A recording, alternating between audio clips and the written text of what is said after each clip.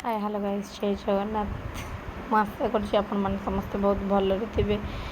ଆଉ ନିଜର ନିତ୍ୟକର୍ମ ସାରି ଆମେ ଆମ ଦୋକାନରେ ପହଞ୍ଚି ଯାଇଛୁ ସକାଳୁ। ଏଇଟା ହେଉଛି ସକାଳ ଭିଡ଼ିଓ। ଆମେ ପହଞ୍ଚିଲା ପରେ ଆମର ଯେଉଁ ଜିନିଷ ସବୁ କଢ଼ା ହୁଏ, ମୁଁ ତ ପୁରା ଆଣିପାରିଲିନି, କିନ୍ତୁ ମୁଁ ଆମ ଜିନିଷ କଢ଼ା ହେଇ ସାରିଲା ପରର ଭିଡ଼ିଓ ଏଇଟା। ଆଉ ଆପଣମାନଙ୍କୁ ଯଦି ମୋର ଭିଡ଼ିଓ ଭଲ ଲାଗୁଛି ତାହେଲେ ପ୍ଲିଜ୍ ଲାଇକ୍ ସେୟାର ସବସ୍କ୍ରାଇବ୍ କରନ୍ତୁ। ପ୍ଲିଜ୍ ଅଧିକରୁ ଅଧିକ ଲାଇକ୍ ସେୟାର ସବସ୍କ୍ରାଇବ୍ କରନ୍ତୁ। ଆପଣମାନଙ୍କ ବିନା ତ ମୁଁ କିଛି ବି ନୁହଁ। ଆଉ ଭିଡ଼ିଓ ବନାଇଲା ବେଳକୁ ମୋତେ ବି ବହୁତ ପରିଶ୍ରମ ଲାଗୁଛି, କିନ୍ତୁ ଆପଣମାନେ ଲାଇକ୍ କରୁନାହାନ୍ତି କି ସେୟାର କରୁନାହାନ୍ତି କି ମାନେ ଅଧିକରୁ ଅଧିକ ବେଲେ ପ୍ଲିଜ୍ ଯଦି ଏମିତି ଭିଡ଼ିଓ ଭଲ ଲାଗୁଥାଏ ତାହେଲେ ମୋର ଭିଡ଼ିଓକୁ ଲାଇକ୍ ସେୟାର ସବସ୍କ୍ରାଇବ୍ କରନ୍ତୁ। ଆମର ତ ଆଉ କେହି ନାହାନ୍ତି, କେବଳ ମୋ ସ୍ୱାମୀ, ମୁଁ ଆଉ ଆମର ପିଲା। ଆଉ ଯଦି ଆମକୁ କିଏ ବହୁତ ସପୋର୍ଟ କରିଥାଏ ସିଏ ହେଉଛି ମୋର ସାନ ଭଉଣୀ ଆଉ ମୋର ମା'।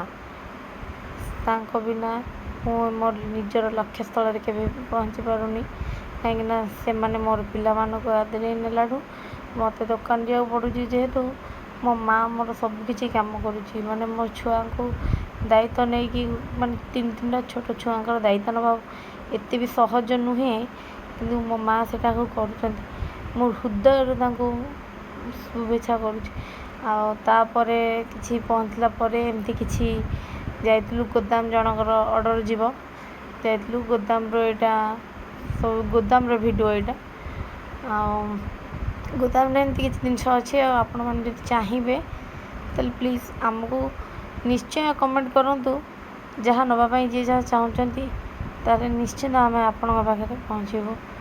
ଆଉ ଏସବୁ ଗୋଦାମରେ ମାନେ ସବୁକିଛି ଜିନିଷ ଅଛି। ଆପଣମାନେ ଯେଉଁ ଜିନିଷ ଚାହିଁବେ ଆପଣମାନେ ଆମକୁ କମେଣ୍ଟ ମାଧ୍ୟମରେ ଜଣାଇବେ।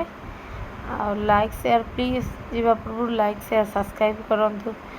ଆଉ ମୁଁ ତ ବେଶୀ କିଛି ଭିଡ଼ିଓ ଆଣିପାରୁନି, ଏଇଟା ହେଉଛି ଗୋଦାମର ଭିଡ଼ିଓଟେ। ତାପରେ ମୁଁ ଯେତେବେଳେ ଗୋଦାମରୁ ଆମେ ଫେରିଲୁ, ଯାହା ଆମର ଆଣିବା କଥା ଆମେ ଆଣିଲୁ।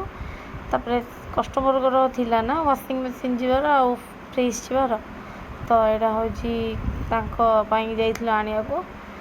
ଆଉ କଷ୍ଟମରଙ୍କର ଆଣି ସାରିଲା ପରେ ଆମ ଗୋଦାମରୁ ଆସିକି ଯେତେବେଳେ ପହଞ୍ଚିଲୁ, ତାପରେ ସେ ଆସିଯାଇଥିଲା, ଆମେ ଆଉ ତାପରେ ଭିଡ଼ିଓ ଆଣିପାରିଲୁନି। ଆଉ ଜିନିଷ ଯାଇସାରିକି ସେଠି ଅଲୋଡ଼ ହେଇସାରିବାର ଭିଡ଼ିଓ ଏଇଟା।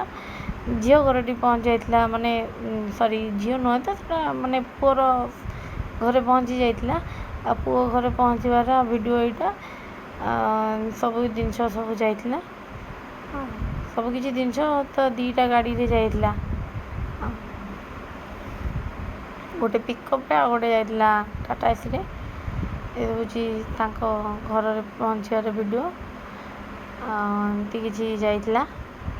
ଆପଣମାନଙ୍କୁ ଅନ୍ଧାରରେ କିଛି କ୍ଲିଅର୍ ବି ଆସିନଥିବ। ତାପରେ ଏତେ ପରିଶ୍ରମ ପରେ ବି, ଯେହେତୁ ସେ ଯାଇଥିଲେ, ସେ ଆସିକି ସେଠୁ ପହଞ୍ଚିଲା ପରେ ରାତି 11ଟା ବି ହେଇଯାଇଥିଲା। ଆଉ ରାତି 11ଟା ପରେ ଆସିକି ଏତେ ବୋର ଭିତରେ ଆସିକି ପହଞ୍ଚିକି ମାନେ ଫ୍ରେଶ୍ ଲାଗିଲା। ଗୋଟିଏ ଜିନିଷ ସେ ହେଉଛି ଘରେ ପହଞ୍ଚିକି ମୋ ପୁଅର ଖୁସି ମୁମେଣ୍ଟ, କିଛି ତାର କିଛିଟା ଖୁସି ମୁମେଣ୍ଟ ଦେଖିକି ମୋର ବି ମାନେ ମନ